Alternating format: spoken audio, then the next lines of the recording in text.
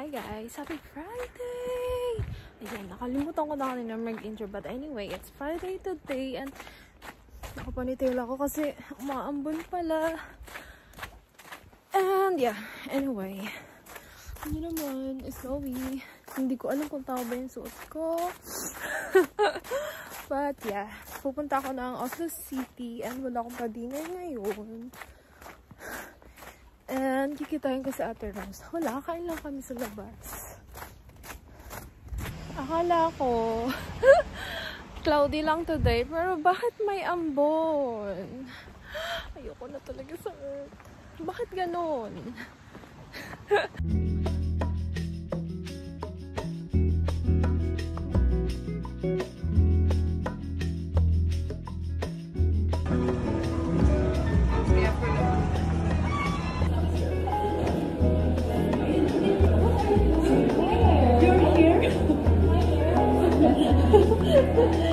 Hi!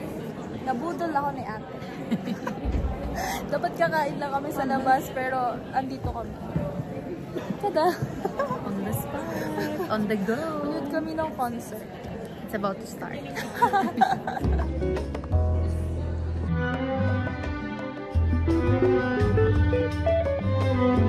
Hi guys, good morning.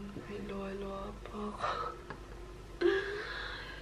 Medyo late na ako nakauwi kahapon and ay naku, teka muna. Sobrang nakakatamad ng trabaho today. Lagay ko kayo dyan. And yeah, supposedly kahapon kakain lang kami sa labas ni Ate Rose.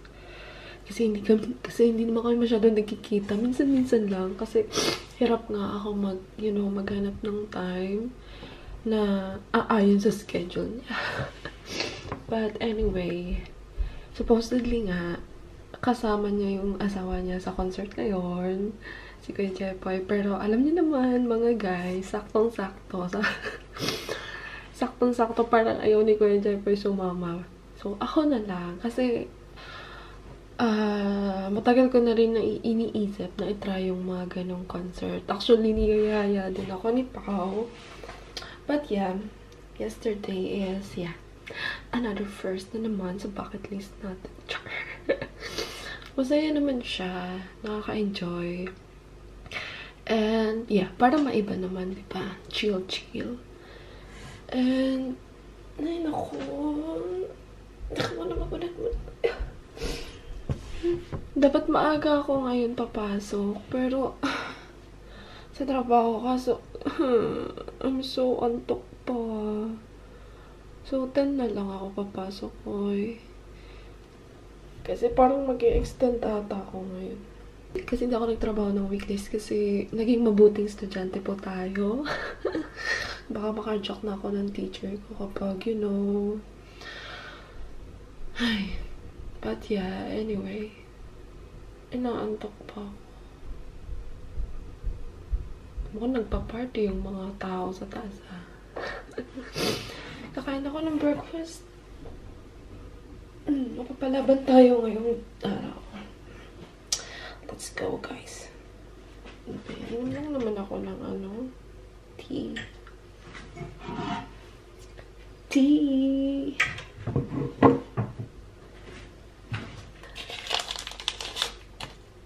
Ay, taga, inaatok pa talaga ako.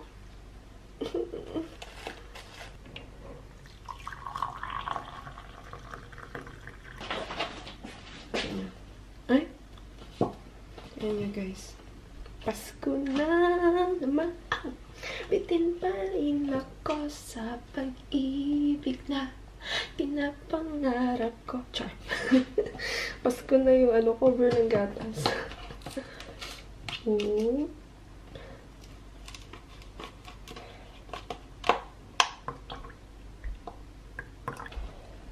This week, buti na lang hindi natuloy yung sipon ko. Diba? Bawal po tayo magkasakit.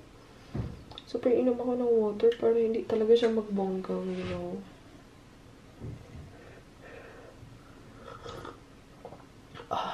Gusto pa matulog.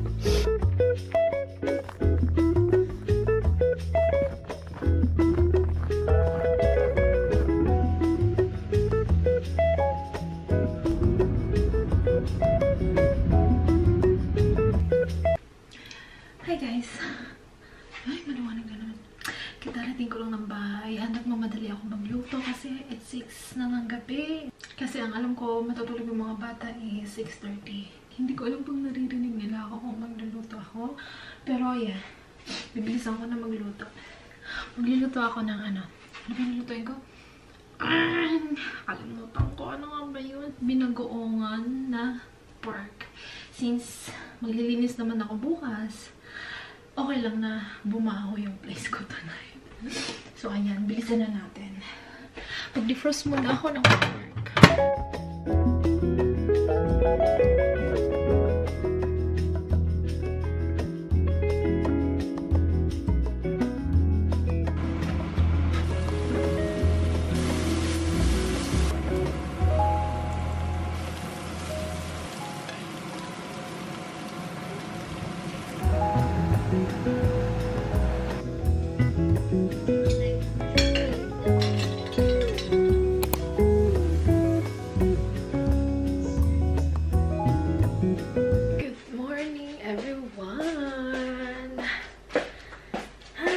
Tingnan nyo. Ang kalat ng kitchen ko. Yung kagabing, yung kagabing pinagkainan ko at pinaglutuan ko is andyan. Ay, wala na kasi akong energy kagabi and I was so pagod. As in, grabe. So, ang aga ko natulog kagabi. But yeah, today, and nakapag-breakfast na rin ako, ayan. Yung breakfast ko is yung kagabi din. Wala lang, nagkikrave lang ako ulit dun sa niluto ko again. And yeah, mag-tidy up na tayo kasi start ko na yung dishwasher para mamaya pwede na tayo uli magluto. And nag-stow na naman po sa labas. As in, hindi ko alam kung magpapala ba ako. Ay, nako. Kapag nagpala kasi, nako, kailangan ko mag-base. Oy, and naka-robe lang ako ngayon. Baka mamaya na lang.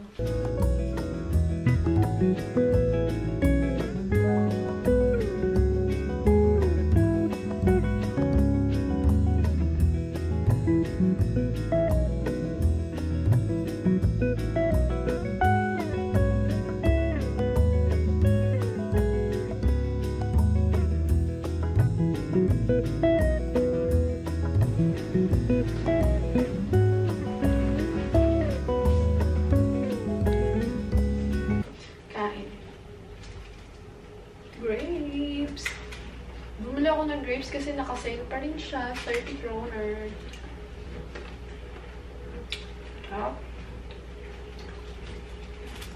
And sabi ko kagabi, maglilinis ako ng place ko today. Pero napag-isip-isip ko, bukas na lang. Kasi naisip ko na magluluto pala ako today ng sopas, guys. And sabi ko rin, magpapalit ako ng bedsheets. Pero parang nonsense na magpalit ako ng bedsheets. Tapos magluluto ako. Bukas na lang. Since wala din naman akong gagawin bukas. Yun na lang gagawin ko. Kasi nag-grab ako ng sopas, matagal na. And tama-tama ang lamig.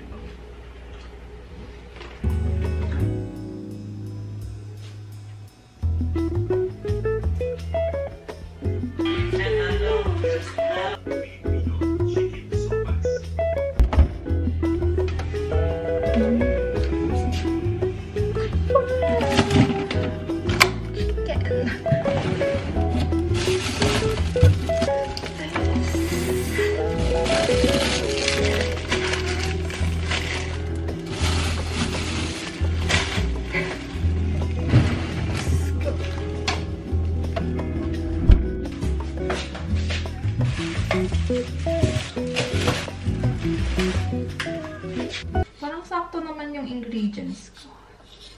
Bala ko sana ang tawag doon. Kasi medyo mahal yung chicken ba, yung breast chicken. And gusto ko yung may taba-taba. Wala na naman siyang taba-taba. Oy, walang skin.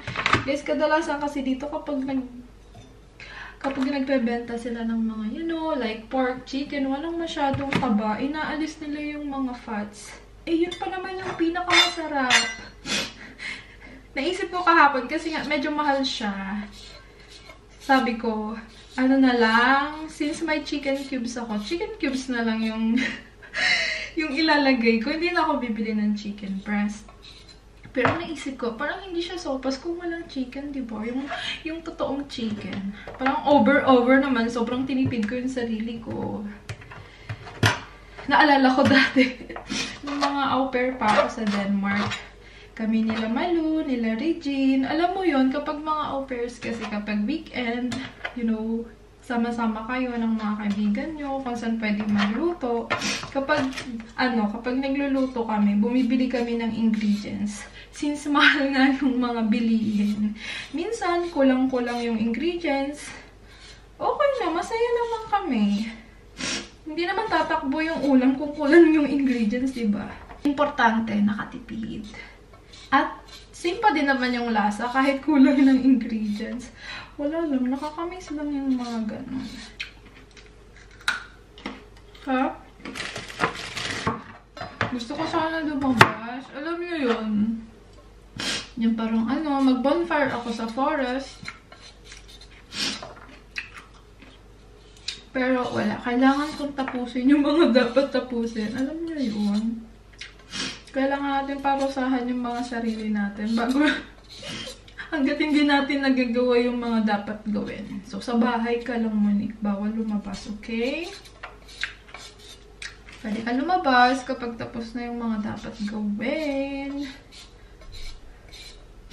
Unahin muna natin yung mga importanteng gawin bago yung leisure. Parang nung Friday, lumabas ako, no? Tutunan ko ngayon na hindi mo naman kailangan lumabas every week or every day with your friends. Importante, kapag may time ka, dun. Pwede naman kayo lumabas paminsan-minsan, but not every week. Spend together. Alam mo yun, para ma-miss nyo naman yung isa't isa.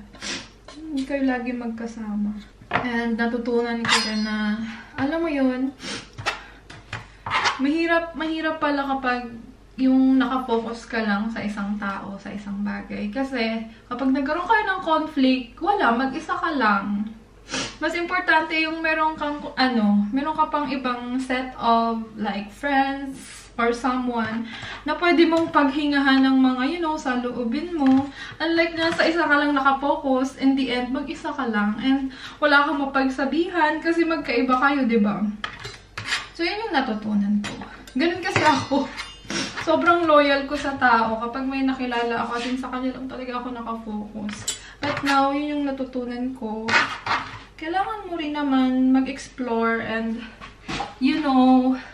meet others na hindi ka lang sa isa nakafocus. Okay na yung cards. Parang this year, naliwanagan na ako sa life ko na kasi parang, alam mo yun, parang feeling ko, parang this year, parang hindi ako yung Monique nakilala ko before. Na parang may nagbago, na yung parang, parang gusto kong mag-change, i-change yung sarili ko and some set of values. Pero parang, no, hindi ako yun. Na-realize ko, no, hindi ako yun. Alam niyo naman, yung culture dito sa Europe, like that. Pero, yung pagiging open-minded din is depende sa sitwasyon. I can be open to anyone. Pero syempre, depende pa din sa sitwasyon. Importante, andun pa din yung respect natin sa tao or sa taong mga nakapaligid sa atin. Ako kasi yung as much as possible, ayoko makakasakit ng ibang tao. Alam mo yun, kasi alam ko yung karma and ayoko mangyari yun sa akin, my God. As much as possible, we're trying to be nice, not be kind to anyone ngayon. Nice, it's fine, Hindi mo kailangan maging mabait to anyone. Kasi yung iba, i-disadvantage ka nila. Kasi isipin nila, hindi ka marunong magalit, hindi ka alam mo yun. But now, I realize na yan. Kailangan mag-set din tayo ng boundaries to anyone. Hindi pwedeng okay ka lang ng okay. Minsan kasi matigas yung ulo ko. alam mo yon, kahit marami na nagsabi na ganito, ganyan. Pero alam mo yon, nagsistick pa rin ako sa kung ano yung pinaniniwalaan ko sa utak ko. Kahit yung mga kaibigan mo nagsasabi na ganito, ganito, ganyan. Alam mo yon, gusto kong ano yon, yung parang sa isip ko, hindi naman siya ganyan, hindi naman siya ganito. Yung parang gusto mo pa makita na mali yung sinasabi nila kasi gusto mo makita dun sa tao yung kabutihan niya, ganyan-ganyan. Pero in the end, I was wrong. Ayun, you know. Kanila, diba? Sinabihan na kita, ganito, ganyan. Pero hindi ka nakinig. Yeah, I know, I was wrong. But yeah, at least I've learned my lesson, diba? Sa mga, you know, mga shit na nangyayari sa life natin. Importante may lesson tayong natutunan. Sabi nga ng host mom ko dati sa Denmark, na kapag nag-30 ka, life starts at 30. And parang doon ko nasubukan na totoo nga lahat ng struggles na experience ko nung nagsimula akong mag-30, you know? As in, grabe, na hindi ko pa siya na-experience ng mga kabataan ko before. Yung mga dating, ganyan. Kasi nag-start ako ng dating is nung nag-30 na ako, so medyo late na siya. Kasi alam niyo naman, ang ate nyo is before is Superman hater talaga ako dati, as in. Kasi nayaw ko talaga sa mga lalaki. But now, ano ba yun? Hirap yun. Ating repolyo. Pero ngayon natutunan ko na hindi ko kailangang, you know, ipakita sa lahat na marunong ako sa ganito, marunong ako sa ganyan, and everything, para lang to fit in that circle and para magustuhan ako ng kahit sino. Feeling ko ngayon, parang feeling ko bumabalik ako sa dating Monique. And yeah, hindi ko alam kung good or bad, pero yeah, that's me.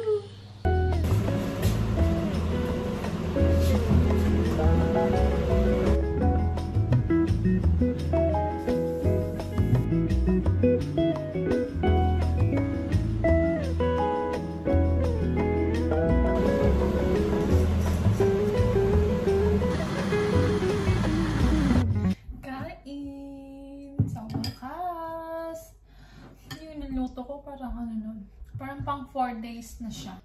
Craving satisfied na naman yung ate niyo.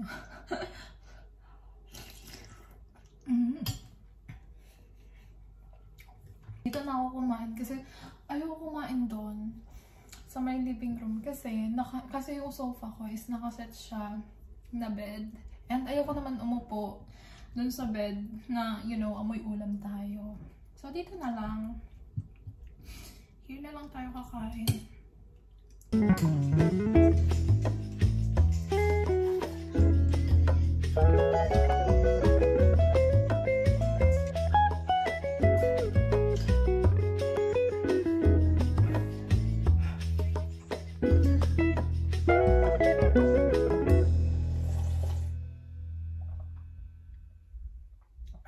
Guys, thank you Lord. Grabe, super busog ako. Siguro naka-4 akong bowl. Ay, wakas.